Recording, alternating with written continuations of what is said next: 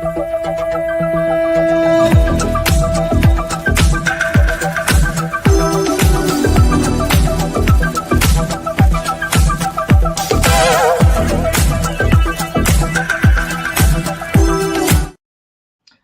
day out there to all my listeners, and I'd like to welcome you to Is Your Way in Your Way? And for those new listeners out there, that actually is the title of my book, Is Your Way in Your Way? So I'm like, why not use the same title for my podcast? And also, let me kind of share with you what it's all about. These are for what I call purpose-driven women who feel emotionally stuck, exhausted, disconnected from your purpose. And we like to talk about topics like self-improvement, about women empowerment. And through these podcasts, they're like transformational self-discovery that anchors you in real talk. I call it real talk, real conversation, faith and purpose that's aligned so that you will begin to live, let me try that again. From living behind your self-imposed barriers that's preventing you from living your best life on purpose. And because I indicated that we talk about self-improvement, women empowerment, our topic today is your way is in your way until you reclaim joy as a strategy. Check this out, joy. So let me ask you a question. What if the key to your breakthrough wasn't working harder, but reclaiming your joy? So I'd say, welcome back, you guys, to Is Your Way in Your Way, where we will unpack the mindsets and behaviors that keep women stuck. So today's exercise is not just about burnout, it's about rebirth.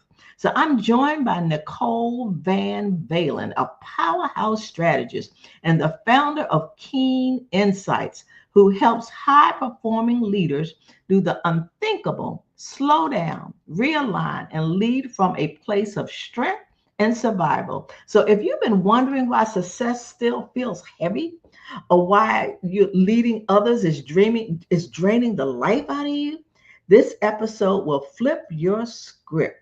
So, but maybe, just maybe, your way is in your way until you reclaim joy as your strategy. So, guys, let's dive in. And I'm going to introduce you to Nicole Van Valen. Hi, Nicole.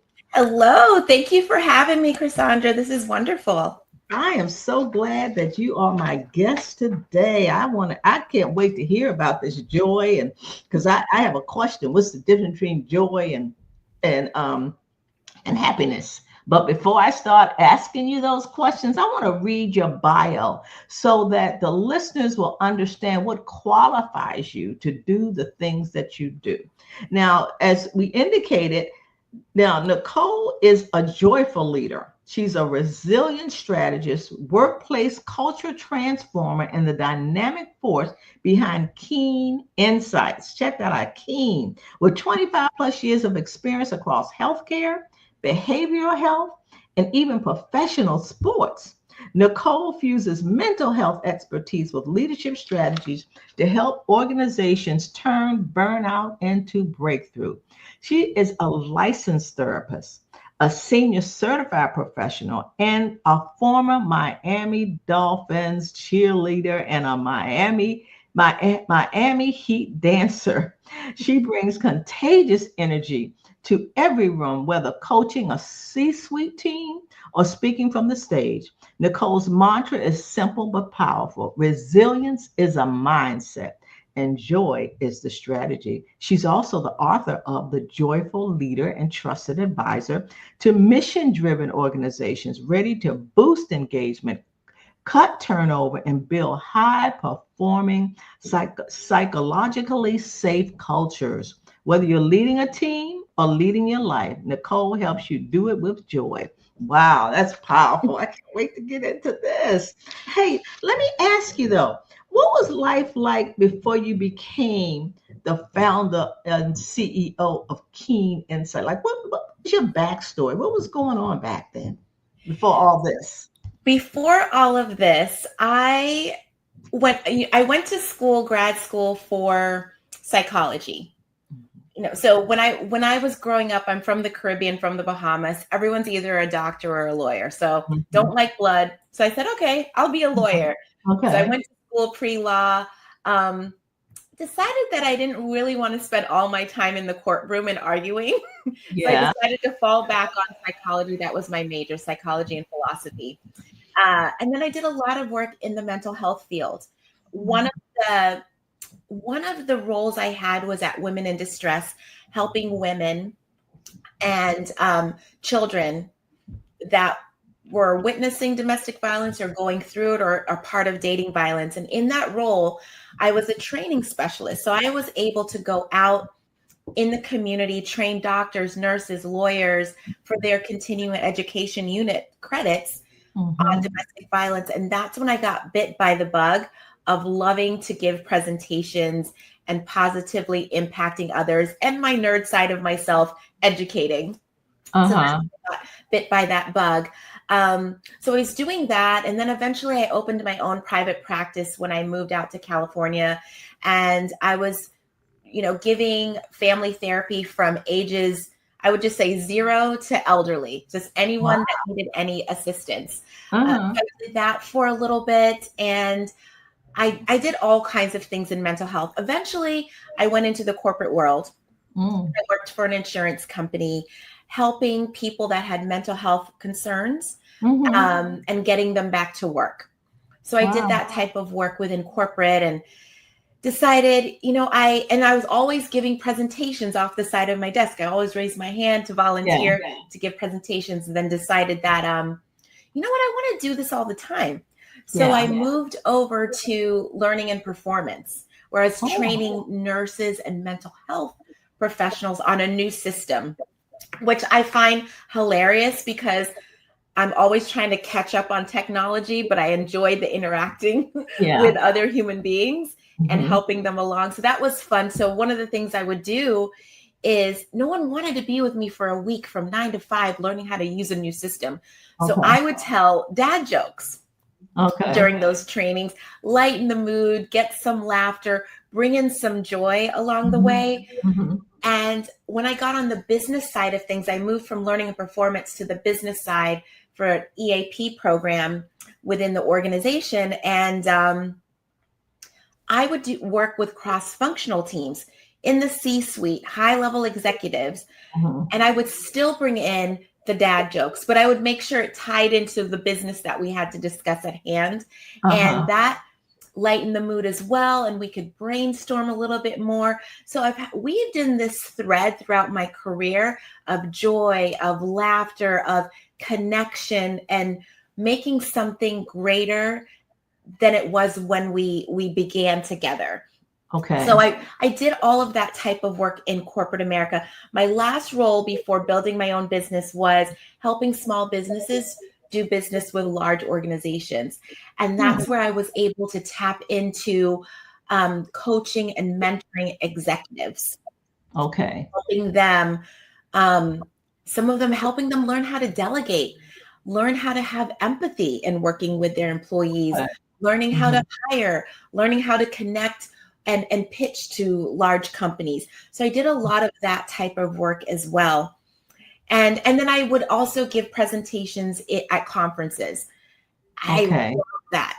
So I did one at a women's conference, a panel. I was on a panel, walked off the stage. There was a line of women who were touched by what we talked about. We were talking about mental well-being. Women executives that had their own businesses. That feeling of making a positive impact, only being on stage for an hour with other experts, completely lit me up. And I said, I want to do this all the time, not just once a year. So I said, I am going to start my own business. I am going to open Keen Insights, and I am going to get out there and talk about resilience and talk about it from joy, because everyone talks about it like grit. You have to be hard, have a traumatic life, be miserable, and push through everything. I'm like, well, where's the joy in this? Like, why, if I want to move from A to Z, why does it have to be so miserable all the time? Exactly. So that's where I came up with Keen Insights, because this is a place where people can come and get information and knowledge, and where they can be transformed and take that out, that knowledge.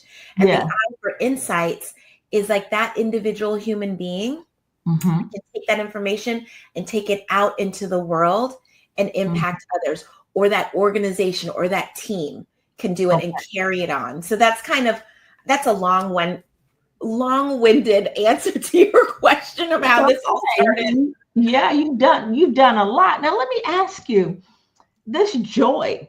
Mhm. Um, a lot of my listeners may have heard this story, and they may say, well, she's kind of always had it going on. Like she didn't really go through a lot. And this joy, where did all that come from?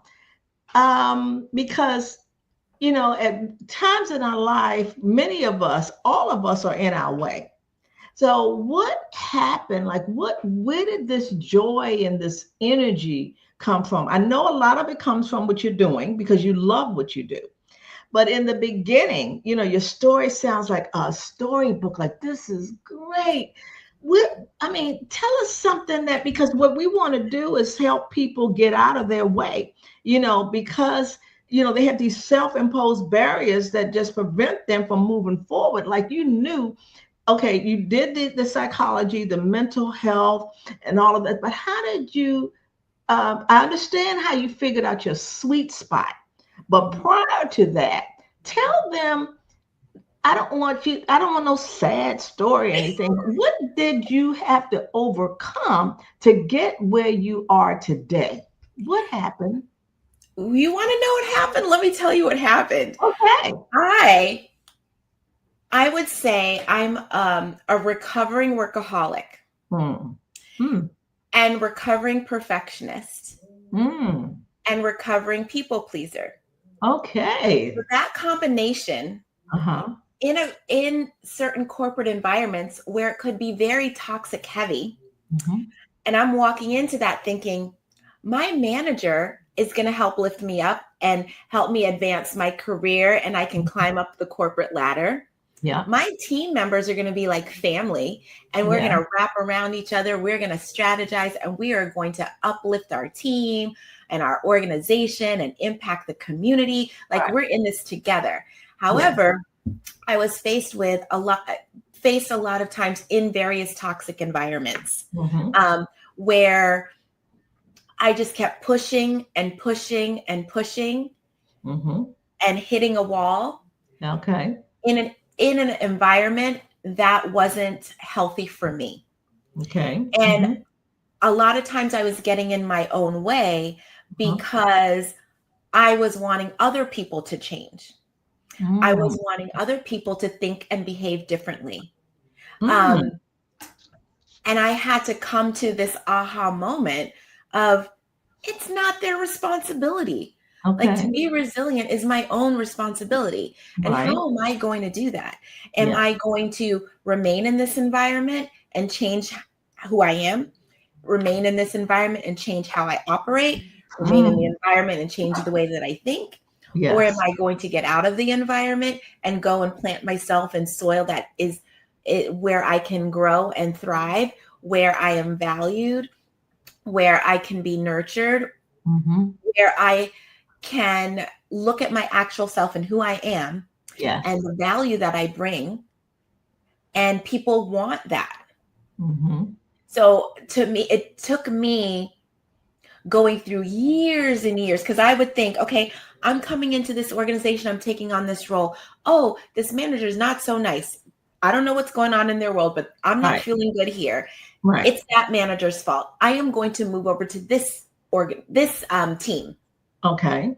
And at first it's great because I'm the fresh eyes. I'm Mm-hmm. challenging the status quo. I want to make things better. And that's what I get brought on for.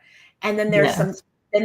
but some people don't like so much change, and maybe not at the pace that I'm going at Exactly. for that change, because I'm Okay. a futurist. So Mhm. I'm looking out there and I'm like, okay, beeline there. Uh-huh. uh, so with that, I was faced with a lot of challenges. Okay. And And it was difficult for me to face that, knowing that this is what I was brought in for, and then Right. trying to navigate and understand the politics um, Yeah. and all of that. So I could say for one of my roles, I would have to go to my husband and say, this is what's happening. What actual language should I use to Uh-huh. communicate what I'm trying to say? Because, Okay. like I told you, I'm from a Caribbean background, Bahamas. It's got a British culture to it, and the Yes. way we speak, the way we write, Right. the way we think. So my husband's American, so he would look at, I'm like, this is the email I'm going to send. I Uh-huh. don't, can you look at this? And is this politically correct? And be like, Yeah. well, you wrote, given that such and such, that could come off negative. I'm like, but this is how we speak.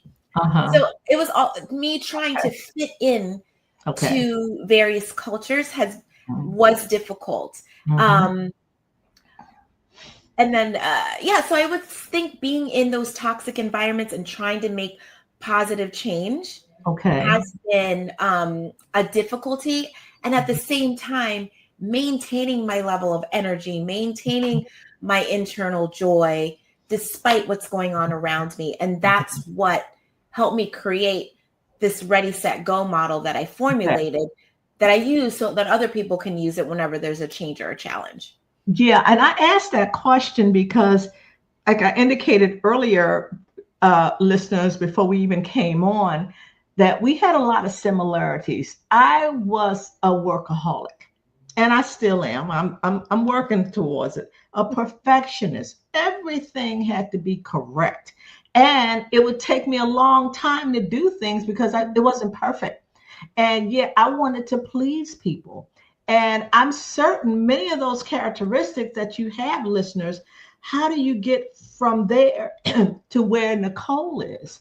And that's why I wanted her to share, because people are, yeah, she, I hear people say, yeah, she was born with a silver spoon and blah, blah, blah, blah. But no, not necessarily. She found out what it was that she wanted to do. So yeah, she probably had a whole lot of limiting beliefs. A lot of, she was stuck. She needed a resource. She asked her husband. So I just don't want anybody to think that the things and the success that we say we have was, we had it because we had to overcome, we had to get out of our way, and it wasn't easy. And also working with the mental health, and it sounds like you worked in that capacity when mental health was taboo. We don't It, talk about mental health because, oh my God, something's wrong with them, they can't be in that environment. Did you, while you were dealing with that and working with individuals like that, was there a common denominator while people were dealing with mental struggles? Like, what was going on? a lot of it is a lot of it when people have come to me, it's someone else saying they need to have therapy. Okay. And or they may have identified that something's going on that's difficult for them, and they seek it out. A lot of times it would be through EAP, Mm-hmm. Employee Assistance Program, where they come in for coaching Okay. because there's a disruption going on in the workplace, or they have to lay people off and they're having a difficult time, or Mm-hmm. they just got laid off and they're having, so it's some type of change, some type of challenge that they feel is outside of their control. And Mm-hmm. many of the discussions is about, okay, a lot of things have happened that you couldn't control. Let's Okay. start to identify some of the things that you can control. And Okay. out of those things, where do we want to focus on that could have the biggest impact for you Mm-hmm. to kind of skyrocket you out of where you are to where you want to go? And then Mm-hmm. we can track that and have some milestones along the way. Yeah. So I think that when you break things down like that, it doesn't Mm-hmm. seem so overwhelming of Okay. where you're standing now and where you want to go. Okay, okay. Because you are the secret weapon, I hear, against burnout, disengagement, and workplace chaos. So you are the resilience coach, and I think that is that I think that's great. And and a lot of us that work and and trying to climb the ladder or whatever we're trying to do, we struggle with that. So it was great that you were in that capacity to help individuals get through that. And I say that for my listeners because perhaps, as Nicole said, a lot of people came to her because someone suggested that they needed a coach. And that's okay. Don't be ashamed of that. Don't be unapologetic about that. If that's going to help you, support you, and get to from point A to point B, then that's what you have to do. Now, I want to talk about because what I'm hearing is like resilience is a mindset. You know, and it is, but you said joy is the strategy behind that. Explain what that means. Okay, I'll give you a story. So while I was trying to climb this corporate ladder, right? Mhm, Ups mhm. and downs of that. Looking back, I realized what my resilience resource was during that time, and Okay. that was dance. So you mentioned before that I used to be a cheerleader and a Mhm, dancer mhm. professionally. So in doing that in the sports area, I was doing that while I was climbing the corporate ladder. Okay. So that wasn't my whole work. My work environment was not my whole entire world. I had another world going on alongside it. And looking Good. back, that was my joy, dance Okay. and cheer. Okay. So I was able to tap into something that lit me up outside of a toxic work environment. That That's that was good. my release. So I was like, this is That's, interesting. Now that I'm older, you know, I'm not dancing everywhere. I'll dance in the room, dance yeah. around and put on some Right. music. But what I started to ask myself, okay, so what are things that I really enjoy doing? Mhm, Drinking a nice cup of hot chai tea. I mhm, love just mhm. having that quiet time for 10, 15 minutes, going out in the back and planting my roses and smelling them and my fruit tree. So there are different things that doesn't mean you have to do something extravagant and Yeah. travel the world. There are simple things you can do that will bring you some sense of joy. And everyone's joy is different. Right. Because during COVID, when that came down, from my mental health background, I'm like, okay, we need to have a plan and a schedule, and we're Yeah. going to do yoga at 7 a.m. And we did Exactly. that. Oh. And then everybody's like, I don't like yoga and I'm not a morning person. I didn't like Exactly. it. After a while, nobody liked it. So we all figured out, okay, what are our things? So I was walking my dog around the block with a mask on. My husband Yeah. was playing board games. The boys are playing video games with their friends. My daughter, ordered art stuff from Amazon and she started doing art. Uh huh. We all did different things, but when we came together, we were re-energized. So we would have movie night and re-energize. So it's individual things that you like to do Mhm. that light you up, that ignites you, re-energizes you, and then it equips you to go and make an impact in your culture, at your house, at work, Mhm. wherever you're communing with other people. And then you Mhm. can go and deliver on whatever goals that you have set for yourself. So there's Right. another way that's different than the grit and grind that we think of with resilience, because that grit and Mhm. grind actually adds more burnout and Yes, it sleepless does. nights. So Yeah. how can we refresh ourselves, be joyful, Uh-huh. and get things done? Yes, I love that. I love that because when I think about my workaholic self back in the day, I didn't do anything that I enjoyed. I just worked. I just worked and I got burnt out. I got overwhelmed. And then also, many of my listeners are aware I was always the first African American female in my roles. So Mhm. I felt that I had to prove to them at that point back in that day that I am qualified to do this job. And I never got an opportunity to sit down and think about, well, what do I enjoy? But I love what you said for you, my listeners. Think about what is it that you enjoy doing. Work is not everything. I mean, hey, speaking to the choir, work is not everything, which that's all I ever did. So I love that strategy. Um, and so that was probably one of the ways that you supported your clients in alleviating stress is to find out from them what else is it in their life that they enjoy doing. And like you said, everybody's different. Everyone's different, and sometimes people don't know what they like. So don't be surprised if you can't think of something that you enjoy. So this is where I crafted this joy menu that I utilize with people. It's a process to help them actually think about what brings them joy, Okay. writing it down.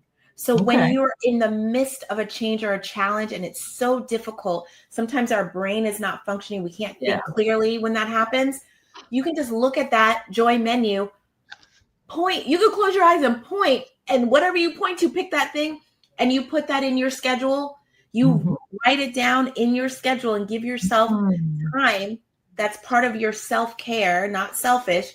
Block Yes. off time to focus on that. And if you still are having a difficult time, I just tell people to give yourself 3 seconds to breathe. Okay. And I teach them actually how to deep breathe. And that re-energizes you. You could be in a stressful meeting. Don't close your eyes, Yeah. but go through that. You could go through actually the deep breathing exercise right in front of someone. Okay. And they don't have to know, and you will recenter yourself. I like to give that example of like, the snow globe with shaking all around. The snow is chaotically all around you, but that figure in the snow globe, it stays fixed. It stays centered. It stays who they actually are. And that snow settles down and they're still standing. Yeah. So it's okay. You can figure out what is that thing, what is that piece of joy, or what's going to be on your joy menu that you need that will help you stay standing. Wow. Yeah, I like that, the joy menu. So is that part of the 3 stages along with your resilience journey, like the framework? Yeah. So the framework, it's a ready, set, go framework. So Okay. get ready. This is where you discover yourself. So you Okay. discover, this is when you pull yourself out of the chaos and you go rediscover yourself. You figure out, you go do something you enjoy, something off of your joy menu Okay. to get you re-energized. So that's step 1. Step 2 is to get set. This is where you design your landscape. You design your culture. You design how you want to operate in your re-energized self in the workplace or in your home environment or whichever environment you're in where the change occurred. Now you're back renewed. You can think clearer.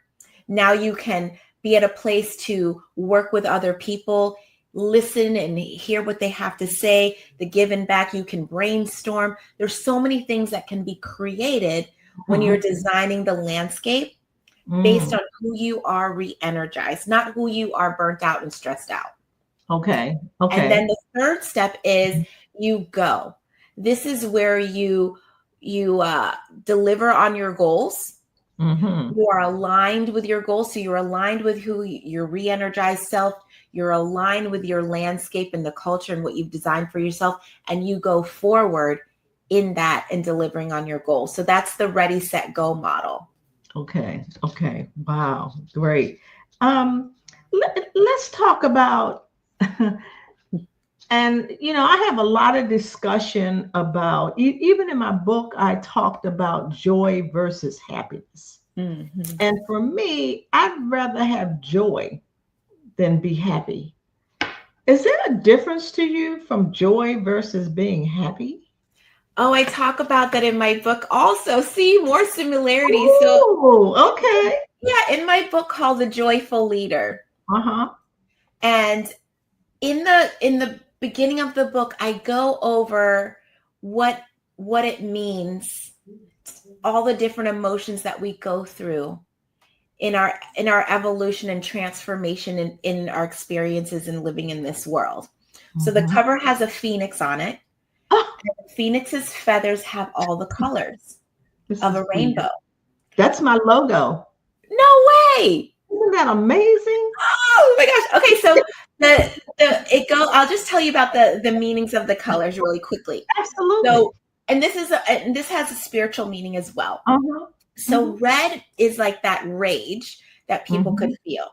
Then it goes to orange, which is anger that we could feel based on experiences. And then we go into the yellow, and that's the happiness. So that's when you know, you experience something and it makes you elevated, or you experience something and it makes you sad or depressed. So it's that fluctuating mood based on what's happening outside of you in your how you respond to something that goes on. So that's the happiness. Okay. And then it goes to green, which is the joy. This is the joy that you have inside, kind of like the snow globe. It stays there within you. And this is something that needs to be nurtured to make sure that it stays there. So that's why we need to re-energize ourselves to make sure that we're staying in alignment of who we actually are. And that's where that joy is. It's a source within. So so it doesn't matter what's going on outside of you. It can affect you, but you know, you will have the tools that you need to remain in joy regardless of what's going on, because it's internal. And then you can go with the next color is blue, which we call bliss. So this is beyond joy that you would feel. So this is something that's more, I would say, kind of like a spiritual. It's not so much related to what's going on in front of you, but it's elevating from the inside, from the joy to bliss. And then there's purple, which is beyond bliss. And then it goes into black, and that's like the cover of my book is black. And that goes out into like the universe and God and unconditional love. So we all go through various experiences. When you tap into the level of joy, you're making a conscious decision to remain there. And then as you grow in your spiritual self, as you grow up and rise above the ashes of the changes and challenges that are going on in your life, you can choose where you want to reside. In the way that you think, in your actions, and how you speak with others, your whole entire being, you have that capacity to choose how you want to walk in life. Wow, that's powerful. So that's why and how you reclaim joy as a strategy. And what a great analogy when you talked about the phoenix, and they would have to get your book because, because how much information do we retain? And I think it's power in the colors. Like you talked about the red, but is rage, right? The orange which is anger. Is that what you said? Yeah, that's interesting. And that's my favorite color. So I need to watch myself. And it's, and I always. I'm looking at your orange. Your orange is more like, it looks like it's going into the orange of like the flames of a fire. So it's like transitioning. Right. I see it. Exactly. Good comeback. I like that. That's right. The yellow, the green, the blue, the purple, and the the black, which is the universe. I like that, listeners. And that's why you have to keep listening to this podcast, because it will help you remember, and you have a picture. And it's good to have a picture or something, and go over the colors of the feathers, so to speak. And also, I'd also rather have joy, and that's the internal, because for me, happiness is a happening. Like I was happy the day I got married, that's a happening, but what do you do to keep that joy inside? So I love that, how your way is in your way until you reclaim joy as a strategy. Wow. Yeah, it's amazing. And I want to reference something you said before, because on the outside, we could look like we all have it together, right? Yeah. Like I could look at someone, there was a CFO at a retreat that I gave, and she just, on the outside, looked like she had it all together. She came up to me privately and was asking me, or letting me know she hadn't felt joy in months.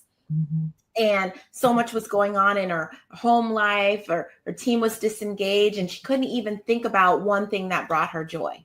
Wow. So I was thinking, oh my goodness.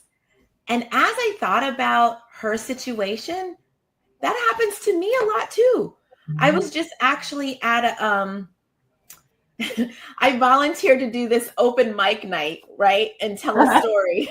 Yeah. I was like, Yeah. why did I do this? But a friend of mine said, volunteer for things, do everything. So I said, okay. And I did it, and I got picked for it. So I prepared and I did it. And I was telling someone how nervous I am. Please come support me and all of that. So I did it. Afterwards, she came up to me and she said, I thought you were nervous. That was great. And I go, I was still very nervous. She goes, but you made it seem like you don't know what you're doing. I go, I didn't feel like I knew what I was doing. I put myself out there. I'm so glad that I did. Mm-hmm. So I'm going to take my friend as advice and to volunteer for things. I did it again the other day. I volunteered to have my website looked at, and critiqued. And, my perfectionist side was like, it's not ready. And right. The other side of me was like, I get to have 3 experts look at my website, right? And give me feedback. And after the feedback, my response was, oh, it wasn't as bad as I thought. Thank you. And then I called my website designer. I'm like, we need to meet. I know. Isn't that amazing? Yeah. It reminds me of something I think my mom used to say to me, never judge a book by its cover. And I'm like, really? So you're right. You can look all of this from the outside. And that's why I put right here for social media and how addictive that is and how everybody looks just phenomenal, but you don't have a clue what they are really going through. So I always say, be you. Be you. Be you. Wow. What you tell some great stories. Thank you.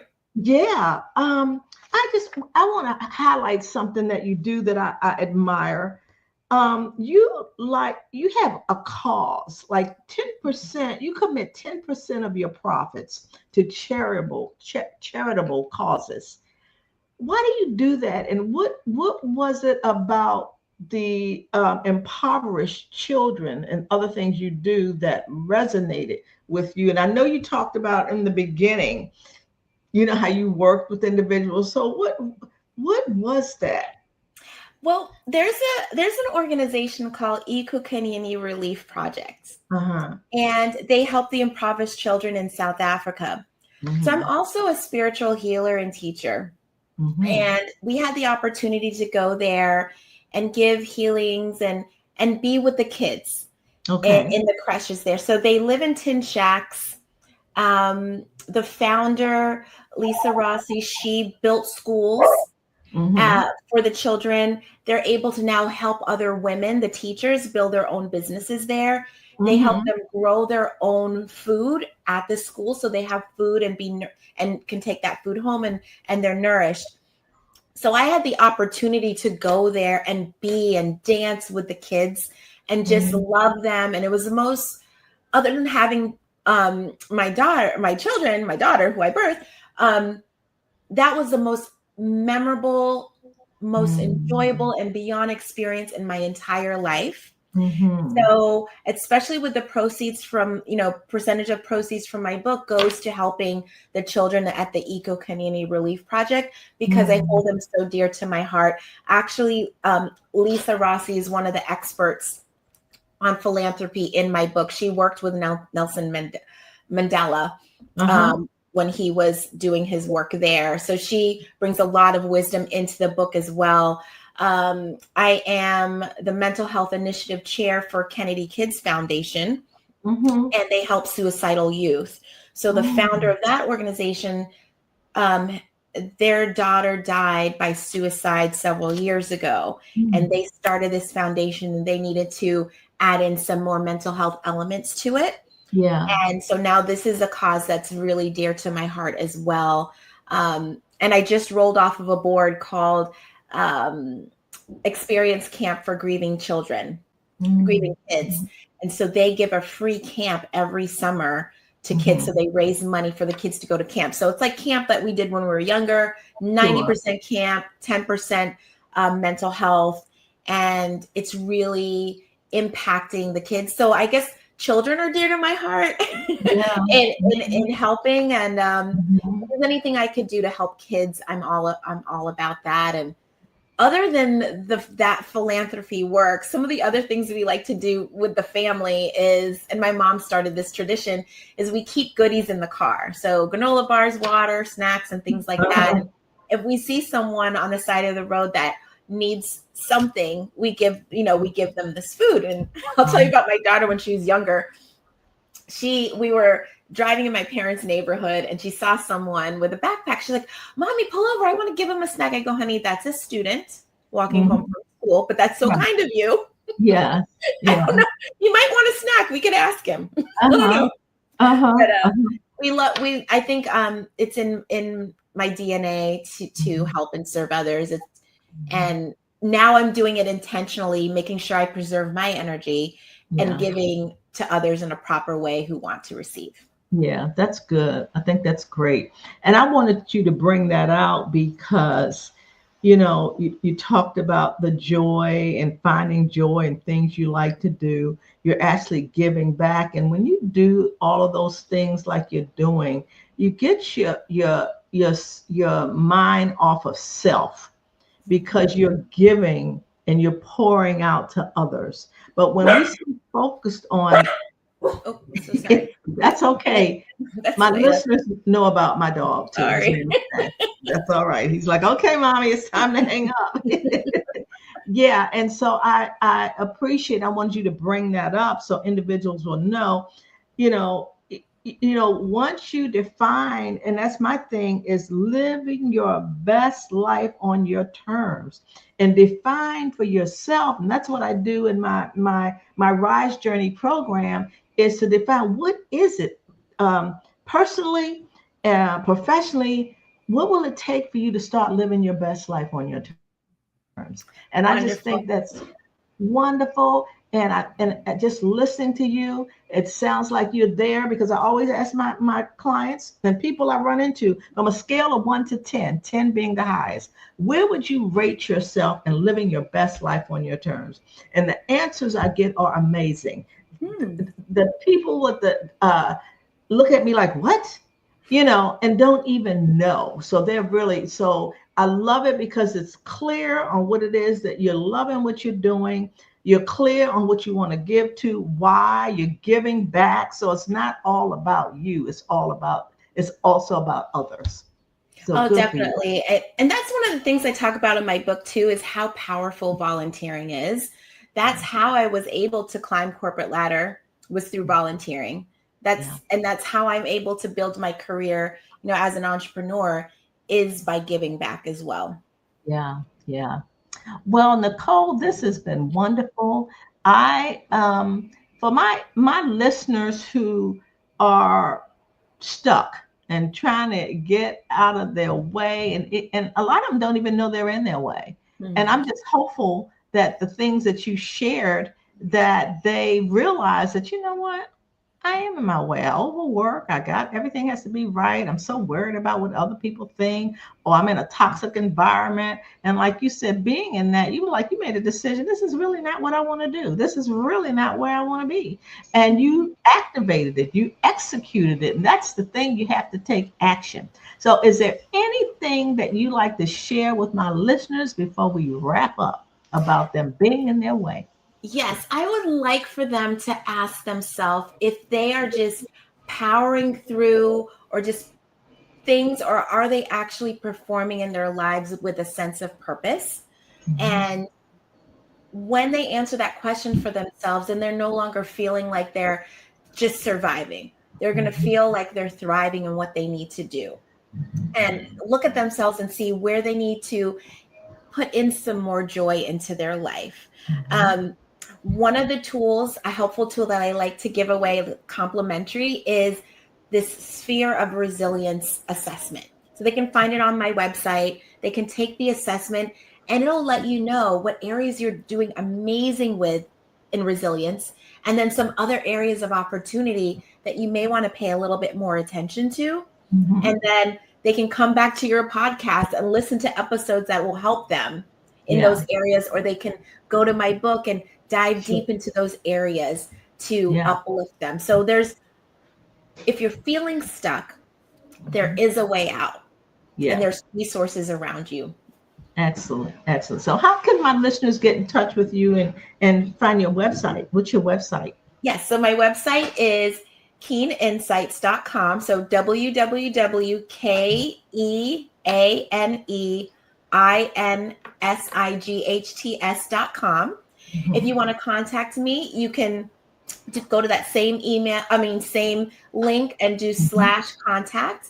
And Mhm. you can reach out to me and let me know how I can be helpful.